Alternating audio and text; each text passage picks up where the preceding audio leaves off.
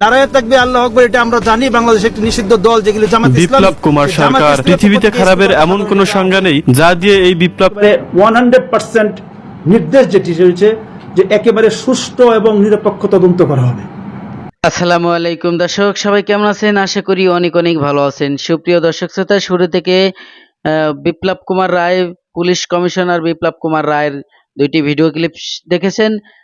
দর্শক, আজকের এই ভিডিও নিয়ে আপনাদের সাথে কিছু কথা বলবো। অবশ্যই ভিডিওটি যারা প্লে করেছেন সবাইকে অনুরোধ করব ধৈর্য সহকারে কন্টিনিউ করবেন, কারণ পুরো ভিডিওতে এমন কিছু তথ্য আছে এই বিপ্লব কুমার রায়কে নিয়ে, আপনারা শুনলে অবাক হয়ে যাবেন। দর্শক, এই সাবেক বিগত দিনে আমাদের এই বাংলাদেশে আমাদের সাথে কাকে নিয়ে ভিডিও প্রকাশ করব ইতিমধ্যে আপনারা ভিডিও টাইটেল এবং থাম্বনেলের ডেসক্রিপশনে বুঝে গেছেন। তারপরেও কিছু কথা আপনাদের সাথে বলবো এই ভিডিও নিয়ে এবং এই পুলিশ কর্মকর্তাকে নিয়ে। প্রিয় দর্শক, এই পুলিশ কর্মকর্তা বিপ্লব কুমার রায়, এনাকে কিন্তু বাংলাদেশে কম বেশি সবাই চেনেন। পুলিশ প্রশাসনে যারা চাকরি করে কর্মকর্তারা আছে, তারা কিন্তু বিশেষ করে কর্মকর্তাদের এবং আমরা যারা সাধারণ জনগণ আছি তাদেরকে কিন্তু হয়তো চিনি না, প্রিয় দর্শক। কারণ সিনিয়র যে পুলিশ কর্মকর্তারা আছে, পুলিশ ডিএমডি, পুলিশ কমিশনার, তাদেরকে সাধারণত চেনা হয় না। কিন্তু এই DMD police commissioner Biplab Kumar সরকারকে কিন্তু মোটামুটি বাংলাদেশের অনেকেই চেনে, কারণ উনি বিগত আমলিগ আমলের শাসনে যে সমস্ত কর্মকাণ্ড করেছে, আমরা এই বিভিন্ন গণমাধ্যমে দেখেছি যে বিভিন্ন লোকজনের সাথে উনি কি ধরনের আচরণ করেছে এবং কি ধরনের ব্যবহার করেছে।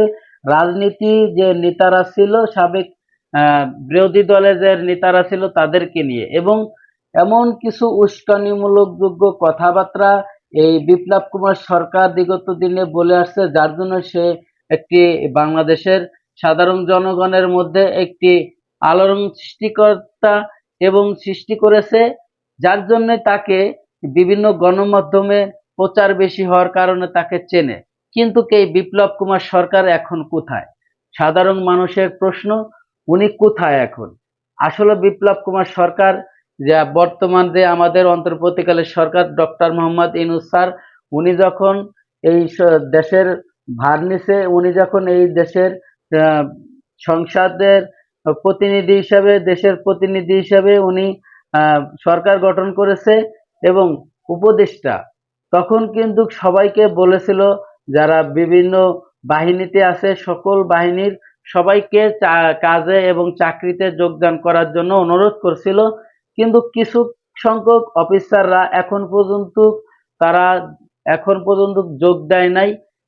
তা আমরা বিভিন্ন গণমাধ্যমে জেনেছি, এই বিপ্লব কুমার সরকারের মতো যারা অফিসাররা ছিল তারা হয়তো বাংলাদেশে নেই, আর বাংলাদেশে যদিও বা তারা থেকে থাকে তারা গা ঢাকা দিয়ে আছে। এবং বিপ্লব কুমার সরকার যে বাংলাদেশে নেই এটা পুরোপুরি আমরা জানতে পেরেছি, কারণ গত কয়েকদিনের মধ্যে উনি বাংলাদেশ থেকে ভারতে পালিয়ে চলে গেছে।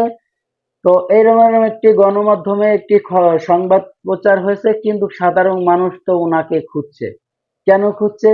কারণ উনি বিগত দিনে যে এমন কিছু কর্মকাণ্ড করেছে, সাধারণ জনগণ এবং বিরোধী দলের যে নেতারা ছিল, বিরোধী দলের যারা রাজনীতিবিদরা ছিল, তাদের সাথে যে সমস্ত ব্যবহার করেছে, যার জন্যই সাধারণ মানুষ উনাকে খুঁজতেছে।